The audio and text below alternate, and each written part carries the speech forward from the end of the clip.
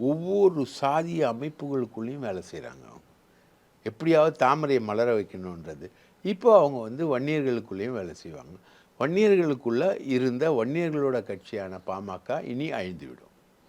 இதுக்கு மேலே வந்து பாமகவுக்கு இருக்குது. அன்புமணியெல்லாம் சத்தியமாக தலைவராக வன்னியர்கள் ஏற்றுக்க மாட்டாங்க. ஒரு குரூப் ஏற்றுக்கும், அது பாஜக. இப்போவே வந்து கட்சி அன்புமணிட்ட தான் இருக்குன்றாங்களே, பெரும்பாலான நிர்வாகிகள் அவர்கிட்ட தான் இருக்காங்க. கட்சி இருக்கலாங்க, கட்சி வேற, ஓட்டு வேறங்க. ஒரு கட்சிக்கு எப்போங்க மரியாதை வரும்? ஓட்டு போட்டால் மக்கள் ஓட்டு போடும்போது தாங்க ஒரு கட்சிக்கு மரியாதை வரும். கட்சி கட்சி கட்சி நீங்கள் வந்து 10,000 பேர் கத்திக்கிட்டு இருக்கலாம், அதுக்கெலாம் மரியாதை கிடையாது. கட்சி ஓட்டுக்கு வரும்போது தான். ஸ்டாலினுக்கே எப்போ மரியாதை வந்தது? முதலமைச்சர் ஆட்சி முதலமைச்சர்னு வந்தப்புறம் தான் அவருக்கு மரியாதை வந்தது.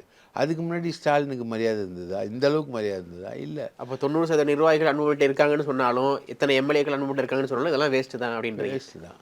அவங்களையும் ஒரு சில பேர் இருப்பாங்க, அந்த ஒரு சில பேரை வச்சுக்கிட்டு அவரும் கத்திக்கிட்டு இருப்பார். ராமதாஸோட வாய் அடைக்கப்படும், நீங்கள் பேச மாட்டார் அப்படின்றீங்க. உங்களோட இதை வந்து நான் உயிருக்கு ஆபத்துன்னு புரிஞ்சுக்கிறதா, எப்படி புரிஞ்சுக்கிறது? ராமதாஸ் உயிருக்கு ஆபத்துன்னு புரிஞ்சுக்கிறதா, எப்படி புரிஞ்சுக்கிறது?